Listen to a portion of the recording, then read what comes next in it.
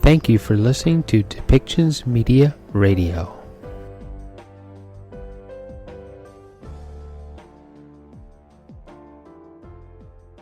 These territories today. While we had not planned to have a media briefing this afternoon, there have been a number of developments in different areas of the province over the last couple of days that I believe are important to address in person, so I can answer any questions that are brewing and that have come up and make sure that we can give some important messages for people as we head into another summer weekend. But to start with, we have 28 new cases in British Columbia today. That gives our total to 3,198 people who have COVID-19 in British Columbia. That includes 1,032 people in the Vancouver Coastal Health Region, 1,676 people in Fraser Health Region, 136 people on the Vancouver Island Health Region, 235 people now in Interior Health Region, 68 people in the Northern Health Region, and 51 people who are from outside of Canada. We have 207 active cases, of whom 18 are in hospital now, 2 of whom are in intensive care or ICU. We have no new deaths to report. Our total remains at 189 people who have died from COVID-19. And we have 2,802 people who are now fully recovered. There has been, however, one new healthcare-associated outbreak, and that is at the Neonatal Intensive Care Unit at St. Paul's Hospital in Vancouver. I will say that the maternity unit remains fully operational, and a backup, separate NICU, as we call it, our Neonatal Intensive Care Unit, has been set up at St. Paul's so that infants and families can continue to safely receive the care that they need. Contact tracing is ongoing to understand how the virus was introduced into people in the NICU, and Vancouver Coastal Health is investigating with St. Paul's and with the staff there and to ensure we have identified everybody. There are a number of families and staff who have been contacts who are now isolated, and the families involved, everybody involved is right now being monitored carefully by Vancouver Coastal Health. On the positive side, in terms of healthcare facility outbreaks, the outbreak at Maple Hill long-term care facility in the Fraser Health Region has now been declared over, so that is good news. We have 3 active outbreaks in long-term care, 1 in long-term care, as we've said, and 2 now in acute care, so that the Mission Hospital and now St. Paul's. We have a total of 401 residents and 255 staff who have been affected in our healthcare facility outbreaks. So we do have some progression as well in some of our community outbreaks and clusters that we've been following. There are now 4 cases connected with the Crazy Cherry Farm in the Interior Health Region, and public health teams continue to monitor and support the staff and the farm family in that area. One of our new cases reported today is a worker from Alberta who is a worker at the Site C work camp in the Northern Health Region. As we know, these have been areas that we have had concern about from the very beginning of this, and we have ongoing plans with industrial camps, particularly in the north, recognizing that there were essential work that needed to be done at those facilities. And BC Hydro has been following all of the protocols. The person who was identified had their exposure in a test in Alberta. They are in isolation, and public health teams are working closely on site and monitoring the situation. A very small number of contacts have also been identified and have been isolated and are being monitored. And I think it's important to recognize that this person had very limited contacts after their recent return to the camp, and immediately identified when they were notified that they had a positive test. They have had no contact with any of the communities around that area. So I think that says to us that the protocols that we have in place have worked, and that they're being followed carefully. So that is good news. Vancouver Coastal Health has also issued an alert for potential community exposures at the Sandman Suites Hotel on Davie Street between July 7th and July 16th. and that is part of the ongoing investigation in Vancouver Coastal Health. And so, as a precaution, anyone who may have been exposed is required. We need you to monitor yourself carefully for any symptoms. Limit your contact with others over the incubation period and contact 811 immediately to arrange for testing if any symptoms develop. Also, to complicate our Friday, we're now up to 35 cases associated with the community exposure events in and around Kelowna, BC, starting around Canada Day and the following week. And this is one of the more concerning issues to us because we recognize that there have been a number of events that have happened there, and we need people to start thinking about how we can socialize safely over the coming weeks. We anticipate that there will be more cases in the coming days as people who were exposed are now starting to develop symptoms. And Interior Health is working very carefully and very closely with a number of the events where these were happening and following people. As you know, with this virus, once you have been exposed, there's nothing we can do to prevent you from developing disease. We just need to wait it out and ensure that if you do get sick, that you are not passing it on to others. And that's how we break those chains of transmission. We did have a meeting today, and I'm very thankful for this opportunity to come up with a plan with the Mayor of Kelowna, Colin Basran, and his team, with MLA Norm Letnick, Minister Dix, the CEO of Interior Health, Susan Brown, and Dr. Silvina Mema, the MHO in the area. And we have a number of things that we're going to do to work with the communities in the central Okanagan to make sure that we can help people safely enjoy the rest of this summer. While public health teams have been extremely effective in identifying and containing transmission, these flare-ups in our communities around the province are a concern. It is not necessarily unexpected, but it is a warning to us that we need to do more to keep things in balance. This is one of the reasons that I felt it was important to speak today. Many of these new cases are people in their 20s and 30s, and transmission is directly connected to those very important social events. We know that gathering helps us feel connected and hopeful in these challenging times, and we want to be able to continue to do that. And we also are aware that while the severity of illness for those people in our 20s and 30s, or I should say in your 20s and 30s, are typically much less. And people may not recognize that they are ill or that they have mild symptoms, but they can still spread the virus to others.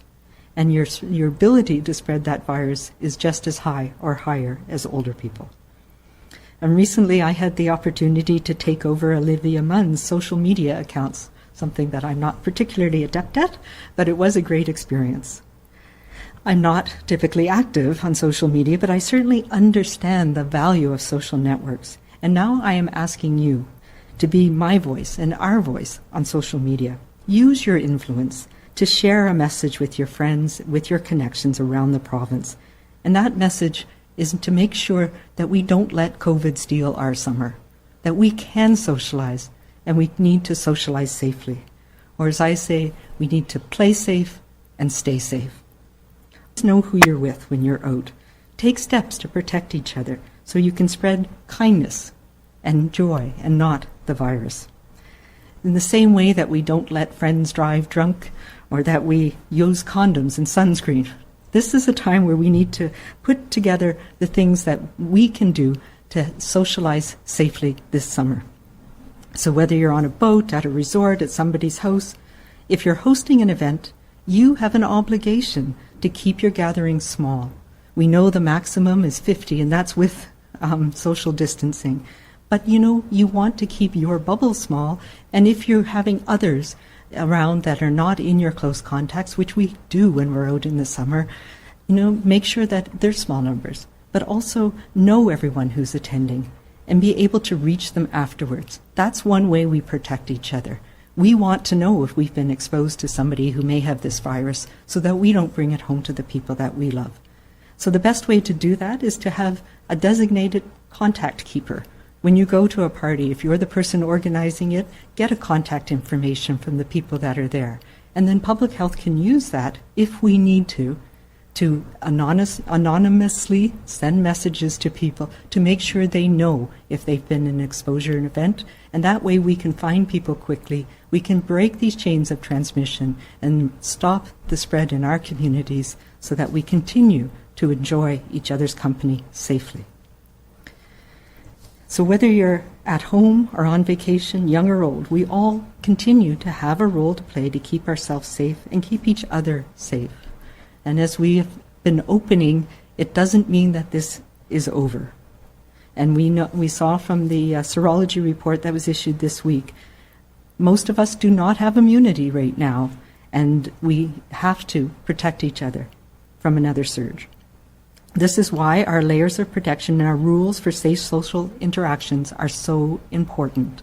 It's what's going to allow us to enjoy our time together in the coming months. So whether you're from BC and you're traveling to experience British Columbia, whether you're here from Alberta or Ontario or from the US, you need to all follow our rules here to keep each other safe. And one way to do that is to make sure that we are having contact and we know the contact information of the people that we're with, even if we just met them. This weekend, if you're planning a small party or planning to go to one, please do the right thing. Socialize safely, play safe, and stay safe so that we can keep our COVID-19 low and slow and enjoy our summer. And let's also remember to be kind as we do this, to stay calm and to stay safe. Thank you very much, and I'm happy to answer questions. Thank you, Dr. Henry. As a reminder to callers on the line, please press star 1 to enter the queue. You are limited to one question and one follow-up only. Please unmute yourselves. You will not be audible until I call your name. First question is from Vaughn Palmer, Vancouver Sun. Good afternoon, Dr. Henry. Challenging. So I do think it's important that we get out, that we socialize. It does, as I said, those connections are things we need, particularly young people. This is a time in your life where those social connections are so important. But we can do it, and we can do it in a way that doesn't lead to rapid increased numbers of cases. And that's what is concerning for me. So what we talked about was telling people about keeping things small, making sure we have a way to contact people. It doesn't mean that you're going to have to call somebody up and tell them that they were exposed to this virus. We do that in public health. So once we've found somebody who's a case, that's what we do as part of contact tracing. It just makes it a lot easier for us. If we know who you're with. And that's been one of the challenges that people have talked about in exposure. Postal is still looking at exactly how the virus was introduced. Right now, there's a very small number, so less than 10 people who were in the exposed group, and they are following up with every individual. There's nobody who is very ill. Everybody's being monitored carefully, and they've taken steps to make sure that there is adequate support in a separate physical area with separate staff so that there's no risk to neonates at St. Paul's right now. Next question is from Hina Alam, Canadian Press. Hi, Dr. Henry. I was wondering if you could tell me, coming back to the neonatal unit, if there are any babies who've been exposed or any doctors, and also if you said you don't really know how many people are affected right now, but are there any nurses? Do you have any more details about it? Yes, what I can tell you is there's been families, including some of the babies who have been exposed, and there's also healthcare workers who have been exposed, but I don't have the breakdown. That will become clearer over the coming days as the investigation continues. Do you have a follow-up, Hina? Yes, please. Thank you. I was also wondering what happens, do you know what happens to babies who've been exposed, especially since if they're in a NICU, then they would probably have special needs. What happens to them, any effects? And it also said that the mask policy is now being introduced. Why wasn't that policy in place earlier? Thank you, Dr. Henry. Thank you. Yeah, so what we do know is that some neonates, some infants, can have more severe illness. There's not been any severe illness in infants in BC or in Canada that we're aware of, and most young children, even infants in the intensive care unit do very well with this. There's no infant in the NICU at St. Paul's right now who has severe illness or worrisome illness at all. So that's good news, but we'll obviously be watching very carefully. So mostly young children, even infants, do very well with this virus, thankfully. And the other question, yes. So there was a policy that had come out around families in the neonatal intensive care not requiring a mask when they were with their baby.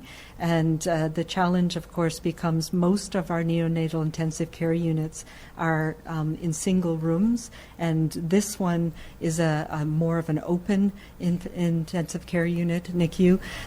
Although the bassinets were at least 6 feet apart, there were no barriers between them. So that meant that there was potential for people who were in the NICU to be exposed. So that's why we're watching very carefully and why the NICU has been closed. But I do believe it is a very low risk scenario for others who are in the NICU with the people who were cases. Next question is from Penny Dafflo, CTV. Hi there. Thank you for taking my question. I guess the first question is, how many newborns have actually tested positive for COVID, and what is your concern kind of for their long-term health? Do we mean in this particular outbreak or overall that we know about? I meant this one, but I guess overall would be good as well if you have those figures. I don't actually have the numbers, but I can tell you it's a small number. Certainly across Canada, that is something we've been watching very carefully around the world. And there's Dr. Deborah Money, who's one of our obstetrician gynecologists here, is leading a study across Canada looking at pregnancy and COVID and following both mums and babes through that process. And we've had a number who have delivered already, and we've had we've had a couple of infants who have tested positive, but none of them have had serious illness. There's one infant who's positive in the NICU at St. Paul's, but is not showing signs of illness. Do you have a follow-up, Penny? I do, yeah. We've done so many stories in the last few months, hearing from doctors of all stripes, even, pain clinics and whatnot, from people who have a reluctance to go see doctors, whether it's because they think they're too busy or people are worried about catching COVID in a medical setting. And I just wonder if you could speak to pregnant people right now, just your thoughts on anybody who might be hesitant to go to a hospital or a medical setting because of this news, what you'd like them to know. Yeah, you know what? We have been working very hard to make sure that it is safe for everybody, and that was something we talked about early on. It is absolutely safe to go into the hospital for your pregnancy, for your delivery, for the care that you need, and we will continue to make sure particularly all of our obstetrics units around the province have been working very carefully to make sure we screen people appropriately and we keep people away. It is unfortunately one of the reasons why we limit people who are going in with mums who are giving birth, so that we don't have more people who might increase the risk in those units. This is an unfortunate event. Thankfully, nobody is seriously ill right now, and we do know that we're putting every measure in place to make sure it's safe. So it is safe for mums who are planning to deliver at St. Paul's. Women's Hospital, of course, is also back up and available as needed. Next question is from Moira Witten, the Tyee. Hi, good afternoon, Dr. Henry. I'm curious, when you presented on with your colleague on serology testing and the first study out yesterday, I'm curious what effect this might have on what we know when schools reopen in September. Do you foresee using serology to examine teachers and other school staff, like you mentioned you might with healthcare workers? Yeah, it's a little bit of a challenge. Probably not. We've not had a lot of exposure in in that setting. So what we want to find is, where are the higher risk settings? So we wouldn't expect that teachers would necessarily have antibodies. But it is one of the populations we'll be looking at. It will be helpful for us to know, and we probably won't be able to tell in BC, even though we had kids back at school for a month, because our rates have been so low. But in those other countries, and I'm thinking about Korea and other countries where they had children in school, to understand how much transmission happened. I know there are at least 4 studies that are being looked at under our immunity task force in Canada to try and understand the risk, the amount of the numbers and the percentage of children who have been who have had the illness and have antibodies, because that will help us understand risk of transmission in school settings come the fall. I am a little bit afraid that we're not going to have those answers, because around the world what we're seeing is that young people really don't get it as often as older children. And why I'm talking about is children under the age of 10. Once you're over 10, your risk goes up to be more like an adult, but young children in particular seem less likely to get infected, have milder disease, and less likely to pass it on. But it is certainly one of the things we're looking at. Do you have a follow-up, Myra? I do, thank you. With the growing number of people considered recovered in the province, is there any, are you hearing of any people, feeling more immune, or how people are conducting themselves? And do you have any advice for the people who have recovered in the province on how to act in the coming weeks? Yeah, that is a really important question, because we do not yet know, and our study can't answer that question, we do not yet know whether having antibodies means that you are truly immune, that you're not going to get infected again if you're exposed to the virus again. So right now, everybody, even if you have had it, we need you to take those precautions. And the reason for that is we have a pretty good idea that if you have antibodies, you are likely to at least have some protection. You might get a milder illness, for example. But we don't know how long that lasts. So as we go into the fall, if we start to see more transmission, we're all going to continue to have to take those precautions, because until we know exactly how much antibody you need to have to be protective and how long that antibody is going to last. Hopefully we'll get some more of those questions. There's studies being done across the country and across the globe that is going to help us answer those questions. But right now, we don't yet know. So everybody needs to continue to use the precautions of safe physical distancing, wearing a mask if you can't maintain that distance consistently, keeping our bubbles small, making sure we're not in those enclosed spaces with poor ventilation, with lots of people and talking and dancing. Those are the highest risk environments. Marcella Bernardo, News 1130. Hi, Dr. Henry. Thanks for holding this special meeting today. I guess you could say we weren't expecting it. But you mentioned today that you want young people to get the message out to their friends, don't let COVID steal our summer. Going back to the whole COVID fatigue issue, I'm noticing in restaurants people aren't giving their contact information. A lot of young people don't seem to care, thinking that they still want to have fun this summer. I guess, what's your message to everyone about the need that the second wave is just around the corner if we don't do what we're supposed to do? Yeah, I think most young people I empathize. It's been a rough couple of months, and especially if you're a young person who's going through what am I going to do with university, with my job, am I going to get a job, and not being able to be around the friends that I'm connected with or I need to connect with. So, yeah, I don't want COVID to steal our summer. So that means we all need to do our bit. We can have fun, and we can do it in a way that is safe for everybody and is not going to lead to spillover. And this is what I'm most worried about. The more people that we have who are infected in social environments like this, some of them are going to be healthcare workers. Some of them are going to work in situations with people who are or live in families where there are people who are older or have health issues. That's the worry that we're going to have. And once we get into that, if we start seeing more people in hospital, more people getting sick, more outbreaks in hospitals, those are when we have to start stepping back on some of the opening up that we're doing.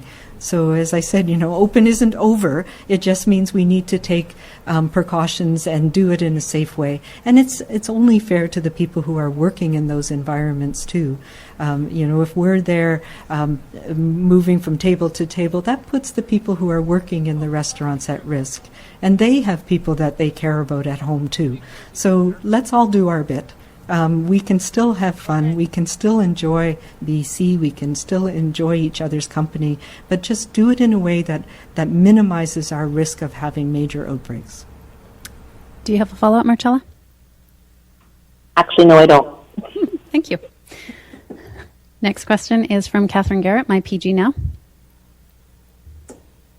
My question is in regards to the Site C case. I want to know if the worker disclosed that they were awaiting test results before they traveled, and if so, then why were they allowed to? Yeah, those are details that I'm not aware of. I don't know if that question was asked before the person traveled, and I'm not entirely sure why they were tested in Alberta. There are many reasons why people might have been tested. So I do know that as soon as the person received the information that their test was positive, they immediately reported it. And also the protocols that people coming into the environment, regardless of whether they had a test or not, are isolated and kept from having contacts with very many people. So those protocols, I think, are protective as well. Having said that, I do know that that will be a question that will be added to the questions that are asked to everybody who comes into the industrial camps going forward. Do you have a follow-up, Catherine? Yes, please. There are 3 new cases in Northern Health for the first time in over a month. I want to know if these are a part of an ongoing outbreak or if they tested positive elsewhere and just returned home to the health region. Yeah, it's a combination. They're in 3 different communities, and there are different situations for each of them. I know one at least was travel-related, and the other 2, the investigation, actually 2 of them were travel-related, one from out of province, and the investigation is ongoing with Northern Health in all of them. I do know as well that they are at home and being followed, and the small numbers of contacts in each case are also being followed. Next question is from Robin Merrill, Info News. Talked about in the Kelowna situation of meeting with the mayor and the MLA and such to get a sort of a plan together. Can you elaborate any on what that plan is to deal with this growing number of cases?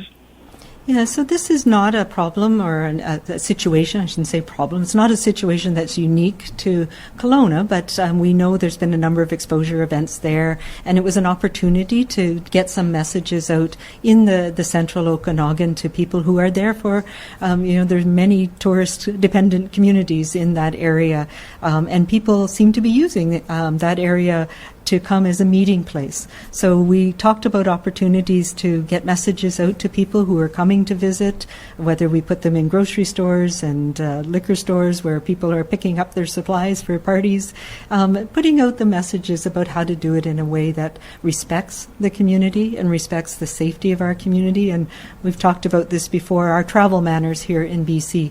And making sure that people get those messages from many different sources about the things that we do to protect our communities and still have fun. Do you have a follow-up, Rob? Yes, I do. On the number, it's grown to, I think you said, to 35 related to this, and you say that it's going to grow more. I know you can't predict, but any projections on how much it might grow and how long it might take till we know that it's kind of contained? Yeah, so unfortunately, it's the incubation period's 14 days. So we've had the first group of cases that we found last week, and then we found the people they were in contact with. So that's the second generation. And some of those people are now starting to get sick. And they on average, it's people start to get sick after exposure about day 5 to day 7. So we're now in the third generation of the people that they had contact with. So if we can find everybody quickly, we can stop that next generation from being exposed. So our aim is finding people as soon as possible so that they're early in their incubation period, and we can support them in staying at home and staying away from others through that 14-day period. And if they do get sick, there's nobody else that's going to get sick from them. So that's how we do it. So it takes several weeks to know. I know there are several hundred people who are being followed right now, and some percentage of them will develop symptoms in the coming days and weeks. And that's why I say we know there'll be more people. How many more? It's hard to say. Some recent data has shown that that from a number of other countries, not here from BC yet, but that household contacts, so if I live in a household with somebody who tests positive, the chance of my getting sick as well is about 14-15%. If we're a community contact, it's much less than that. So somewhere between 10 and 15% of people may develop symptoms in the coming weeks. Next question is from Zara Premji, CBC. Hi there, Dr. Henry. Thanks so much for doing this. So regarding the exposure event at the Sandman Suites Hotel in Vancouver, can you confirm if there were any healthcare workers staying at that hotel as well? There were a number of healthcare workers that were staying at that hotel, and that's one of the concerns that we have. I know there was a provincial program, and it was supported by the federal government early on when hotels were empty, that healthcare workers were given good rates to stay there. But now, as hotels are opening up, they are more a source of risk. So we don't want healthcare workers who are working in long-term care or in hospitals to be mixing with people who are coming in from other places. And a hotel is not a great environment for that. So that is one of the concerns that we have around Sandman, for sure. Do you have a follow-up, Sarah? Oh, of course. So regarding the outbreak at the NICU, you mentioned the families involved are now isolating. Does that mean they can't go and visit their babies in the NICU? And I just want to confirm, you said one infant who has tested positive for COVID in the NICU, is that from this outbreak? Yes. The one infant is part of the outbreak, and no, that we isolate families together when they have infants. So yes, they are with their infants. Great. Next question is from Glenn Korstrom, Business of Vancouver. Hi, Dr. Henry. I'm just wondering about the visiting for the care homes and whether all of the plans have been approved. Are they just being rubber stamped, or have any been rejected? Yeah, that's a good question. I don't know. I know that health authorities are working with every home to make sure that the plans are adequate. And we don't reject them generally. It would be more an iterative process to make sure they meet the requirements and that are done safely. As we've been learning through this process for everything, we'll be tweaking things as we go, and I know we're reviewing a number of the provisions around visiting to make sure that it can be done in a way that is both safe but also enables families to have as much time and as much of a contact with their loved one as possible. So as we've said from the beginning, we'll be tweaking things and hopefully being able to expand visiting as we go forward. Do you have a follow-up, Glenn? Yeah, just on the hiring of staff, as Minister Dix was saying, there's $165 million earmarked to hire up to 3 people for each one of these homes. I'm just wondering how the recruitment is going, and have these people been hired, or is there trouble hiring them or getting them at work? I'm afraid I can't answer that question. Those are questions that we'll have to put to Minister Dix next week, I'm afraid. Or we can get back to you on some of that information. We have time for one more question this afternoon. For any reporters that didn't get to ask a question, there will be a statement released later today. For recommendations on protecting families and communities and for access to provincial guidance on COVID-19, visit bccdc.ca. And for non-medical questions about the province's COVID-19 response, visit gov.bc.ca/COVID-19. Oh. Last question is from Nick Johansson. Kelowna cluster, this 35 number, how many of these people are interior health residents, and where are the other cases? Where are they from? And have there been any hospitalizations stemming from this cluster? Yeah, in terms of hospitalizations, none that I'm aware of at this point. They're mostly younger people, which is good, though there are a few who are older. Last I understand, and I should have written it down, but I believe it was 28 are related to interior health. Actually, that doesn't add up, because there was 18 when we had 27. There's 18 in interior health, and 9 were in Fraser Health and Vancouver Coastal. There's 1 in Island Health that's related, and the additional ones I believe are related to interior health as well. But I can get you those exact numbers. But the majority of them are people from in and around interior health. There are some related cases from other provinces, particularly Alberta, and as I mentioned, both Island Health, Vancouver Coastal, and Fraser Health. Do you have a follow-up, Nick? Yes, I do. With this outbreak at the Oliver Cherry facility, I understand there's currently 4 cases related to that. Are these all staff members of the facility? And Interior Health had mentioned that it was likely that this outbreak was related to the Kelowna cluster. Is that still the thought? Yeah, as far as I know, that is still the thought. There have been extensive testing and surveillance, screening done of all of the workers on the farm. And so far, 2 of the people who have tested positive are temporary foreign workers, and 2 are part of the farm family that owns and works on the property. So yes, we do still think it's linked to the Kelowna cluster, and the temporary foreign workers were, at least one of them was exposed here, not from whence they came. That's all the time we have for today. Thank you, everyone. Thank you. This show has been produced by Depictions Media. Please contact us at depictions.media for more information.